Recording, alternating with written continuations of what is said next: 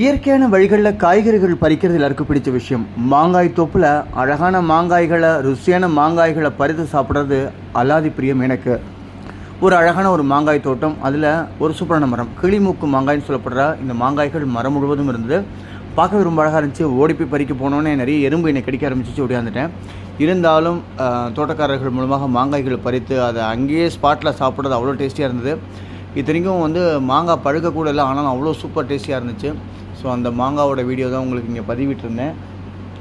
And இந்த மாங்காய் தோட்டத்தில் பார்த்திங்கன்னா ஒவ்வொரு மாங்காவும் பெரிய பெரிய மாங்காயாக இருந்தது, சூப்பராக இருந்து ரொம்ப டேஸ்டியாக இருந்தது. கல்கண்டு மாதிரி இனிப்புன்னு சொல்லலாம். ஸோ இந்த அழகான மாங்காய் மரம் ஒரு கிஃப்டட்னு சொல்லலாம். ஸோ இந்த மாந்தோப்பில் கைகளால் மாங்காய் பறிக்கிறது ஒரு மிகப்பெரிய மகிழ்ச்சியை கொடுத்தது. இந்த அழகான மாங்காய் மரத்தை தான் நீங்கள் பார்த்துக்கிட்டு இருக்கீங்க. பார்க்கவே ரொம்ப அழகாக ரம்மியமாக இருக்குது. இப்படி மாங்காய் மரங்கள் இருந்தால் கண்டிப்பாக நம்ம ஒரு அதிர்ஷ்டசாலி.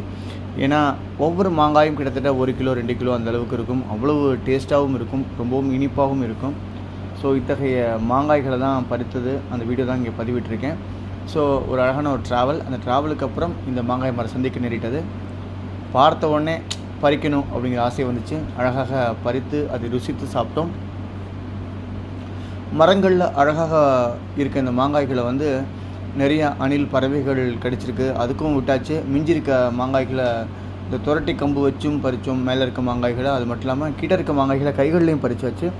இத்தகைய அழகான மாங்காய்கள் உங்களுக்காக பறிக்கும் வீடியோவை பதிவிடுவதில் மிக்க மகிழ்ச்சி. ஸோ நீங்களும் வீடியோ பார்க்குறீங்க, உங்களுக்கு பிடிக்கும் நம்புகிறோம். பாருங்கள். தேங்க்யூ.